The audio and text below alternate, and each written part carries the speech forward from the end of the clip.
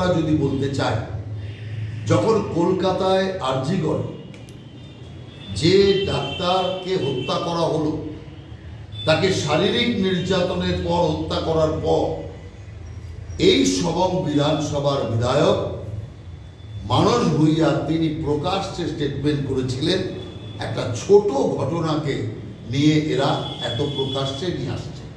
তার মানে যে মানসবাবু একজন মন্ত্রীও, বিধায়ক, তার কাছে মহিলার এত বড় নির্যাতন, মহিলার মৃত্যু একটা ছোট ঘটনা।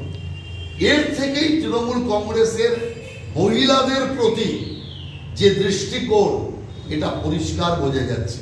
অথচ এই রাজ্যে একজন মহিলা নেতৃত্বে সরকার চলছে। রাজ্যে মহিলা নেতৃত্বে সরকার চলাকালীন রাজ্যে মহিলা নির্যাতনে ভারত চ্যাম্পিয়ন হয়েছে এই পশ্চিম বাংলা, সেটা দুর্ভাগ্যজনক। আর এই জাতীয় মানসবাবুর বক্তৃতার এই যে সারাংশ, এর থেকে বোঝা যাচ্ছে মানসবাবু কেন এটা সাহস পেলেন একটা মহিলার এত বড় নির্যাতনকে ছোট ঘটনা বলতে।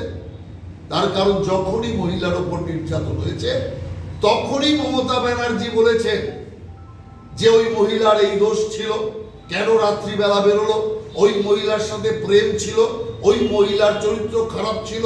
কখনো উনি ধর্ষণকারীর বিরুদ্ধে একটাও শব্দ করেননি।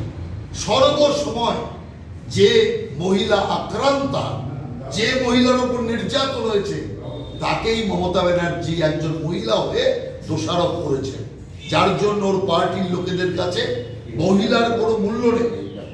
আমরা দেখলাম যে এখানে চিট ফান্ডে 200 কোটি টাকার দুর্নীতি হয়েছে। সেই দুর্নীতিতেও মানসবাবুর নাম জড়িত আছে। অতএব শুধু মানসবাবু যে আলপটকা মন্তব্য করেছেন তাই নয়, কর্মক্ষেত্রে অযোগ্যতা দেখিয়েছেন তাই নয়, তিনি চিট ফান্ডের মতো যে ঘটনা আছে, সেই চিট ফান্ডের ঘটনা জনগণকে প্রতারণার ক্ষেত্রেও তিনি ক্ষেত্রে জড়িত।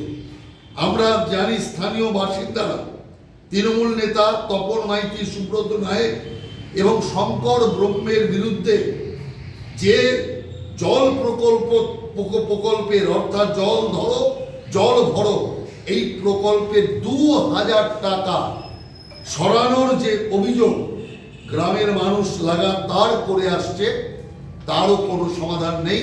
অর্থাৎ এই সরকারের যে সমস্ত নেতারা আছে, তারা যে কতটা দুর্নীতিগ্রস্ত, এই ঘটনা পরিষ্কার বোঝা যাচ্ছে।